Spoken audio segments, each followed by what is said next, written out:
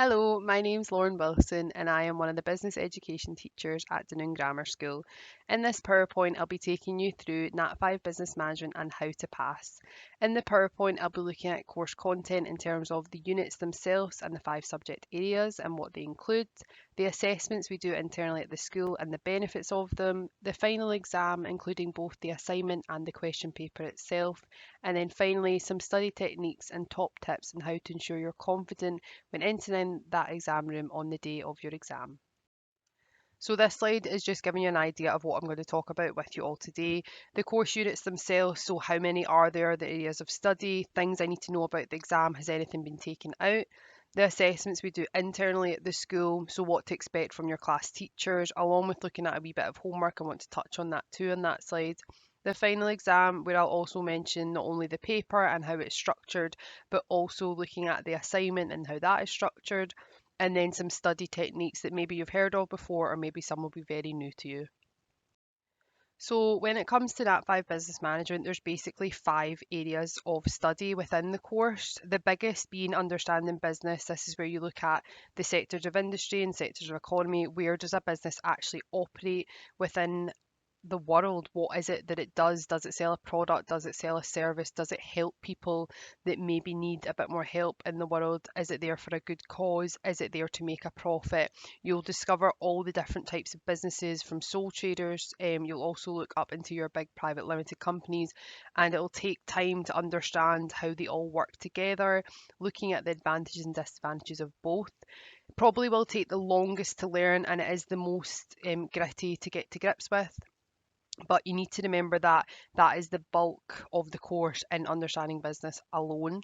You move on to marketing. Again, you're starting to look at more of your like promotional activities. How does a business market itself? What departments do what?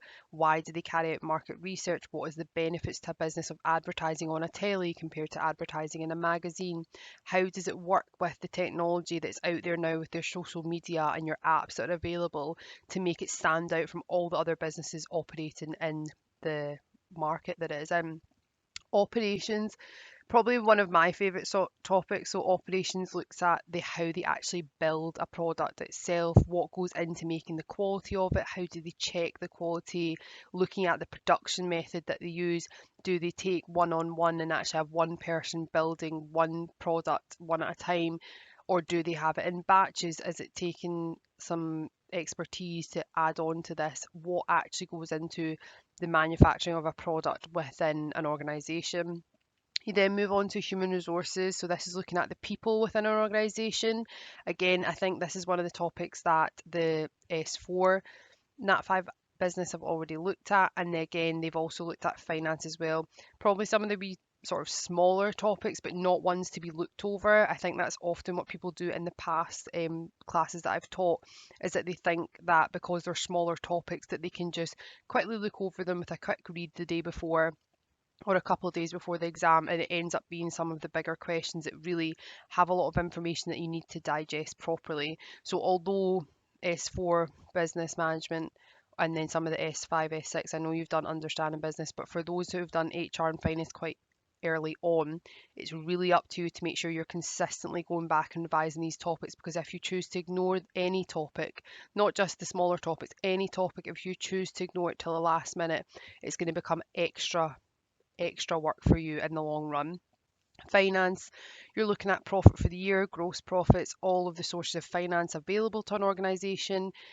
I would touch on break even, but as you can probably see from the overview picture that I've popped in, it's actually been taken out, which leads me on to what I was going to talk about next. The overview, this is basically what the SQA have been doing for the past couple of years now. So the following topics and or subtopic areas of content will not be directly assessed in the 2023 National 5 Business Management question paper. The following bullet points basically are not going to be directly assessed. What that means is although we might teach you it in class because it's relevant to going into your higher business management, you will not have a question of it in the past paper, whether it's in the case study section or whether it's in the theory questions. You will not be asked questions on internal factors, inventory management, ethical and environmental, technology, only within operations, and then the break even in finance. So I think I speak for majority of my class when I say assessments are not their best friend, but it's definitely something that I'm trying to teach all pupils that it's a really good thing to do. Internal assessments give a teacher a chance to see where you are in terms of your strengths and areas to develop, but also it helps you identify any gaps in your learning, also where maybe struggling in terms of, are we preparing properly? Are we taking the time that's actually needed to prepare for these assessments? And if you are starting to notice that you're maybe not being able to prepare for these assessments properly, is the NAT 4 a better option for you at this stage in school?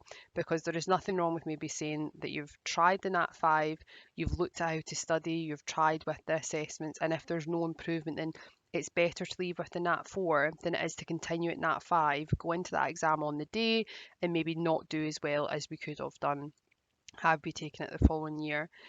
With internal assessments, like I said, it does give us a chance to see how you're doing. We can have these conversations with you to chat about your studying techniques, how you feel right now with your position in terms of the course. Is there anything we can do to help you?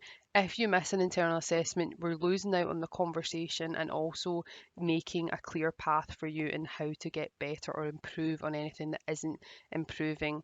It will allow you to look at the gaps in your learning and actually have conversations that maybe you didn't even know were issues in your studying. And again, the studying techniques that I'm going to go on to in a wee moment will maybe help some pupils that maybe in the past haven't known properly how to prepare for assessments and maybe have underestimated how much work needs to go into a National 5 course.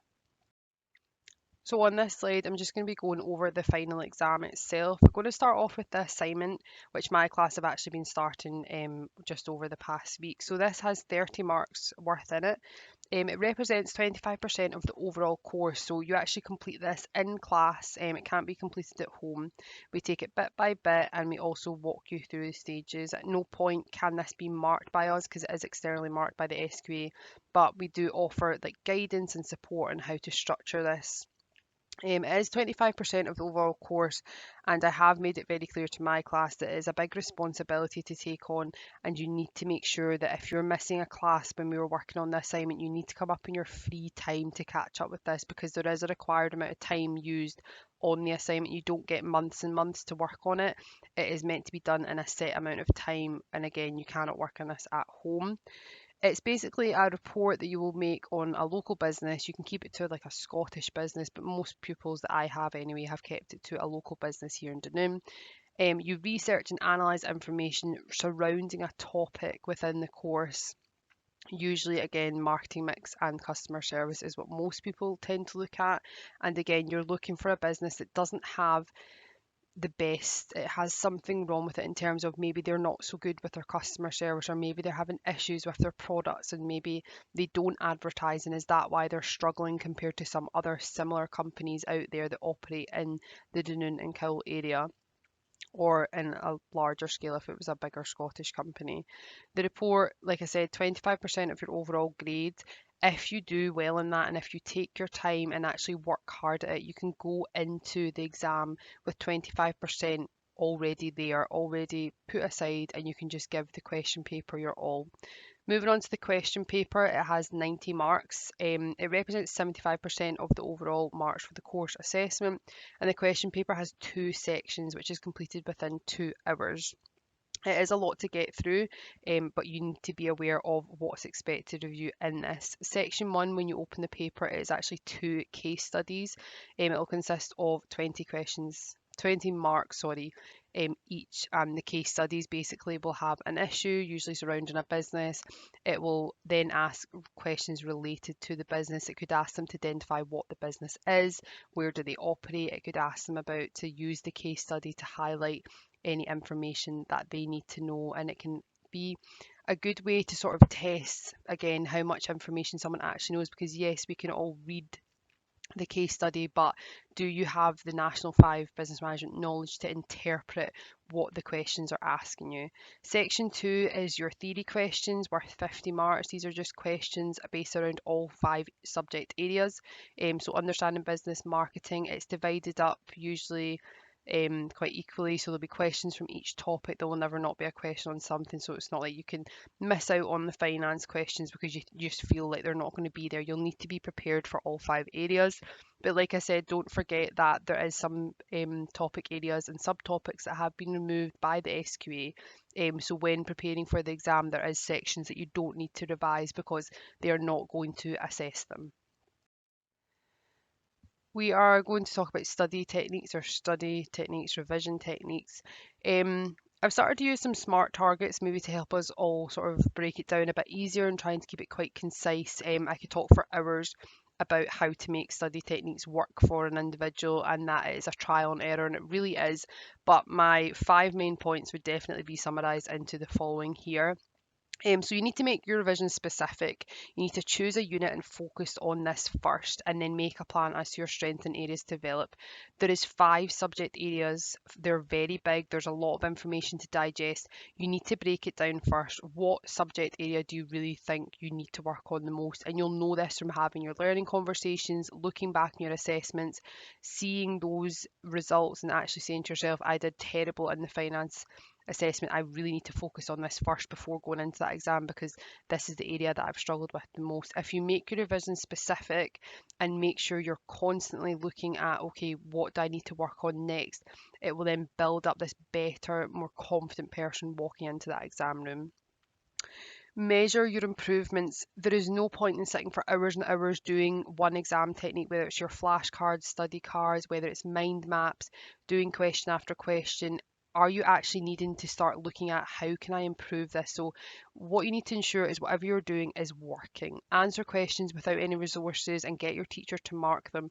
See if you're unsure, you need to say to yourself, I can't use the resources on the day, and it can feel very unnatural at first to try and do questions without any resources in front of you to lean on, but it is a clear indicator as to whether or not you actually know something. And if you don't, you take a little mark in the book and say you can't answer it, and then you go and find out the information onto how you would answer it.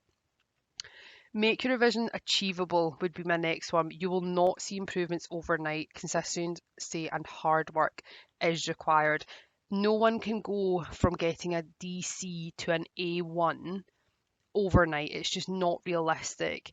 But you can say to yourself, I want to improve on one part of my development at a time. You want to ensure you answer all the questions. Something as simple as not missing a question is an achievement, and it's a reasonable achievement to make sure you can answer all the questions, at least give something. How you want to improve the structure of a certain command word. Do you constantly get the compare command word wrong and you really want to prove to yourself that you can do it? These improvements will add to your overall achievement and it will make it achievable for you. You cannot put unrealistic pressure on yourself very early on when preparing for the exam or preparing for any exam or assessment. You need to think about these realistic, achievable results that you'll get if you take it small and work hard and keep improving on the tiny steps first. Relevancy. So, are your techniques actually relevant? Reading notes is a last minute cramming method, and I will say it until I'm blue in the face. Reading is not the most effective way. Some pupils are very good at reading notes and remembering exactly what is on the piece of paper. It would be a gift I would love to have myself. I do not have it. I work best when I'm looking at mind maps, study cards, active, interactive revision methods work best. And as always, the past paper questions. If you do every past paper question out there, the past paper questions, when you see them, they look so familiar that you either think you've done them or maybe you have actually done that question and it's just a different command word.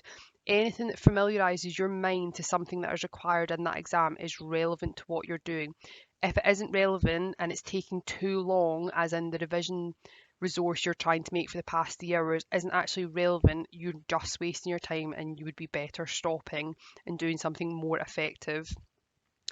Time is of the essence. Believe it or not, you need to be sensible now and use your time now. Supported study has been on for the past 3 weeks. The first time you come to supported study, you'll sort of realise the amount of questions that are available.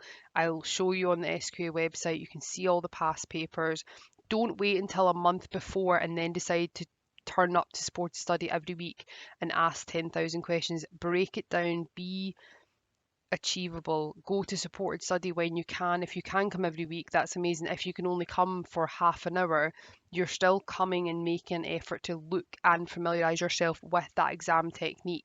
The exam is on the 16th of May and it is at 9 a.m. So as much as it looks like it's far away now, we are in October, so we're almost there. So just going to go over some final tips. Try and not compare yourself to one another. I see it every day when I hand back out assessments. Pupils love to compare their test results with what other pupils in the room got, and it's really not a true reflection of your own improvements and your work. On the exam day, you don't compare your answers and you don't compare your exam results because everyone has a different career path that they're going on to.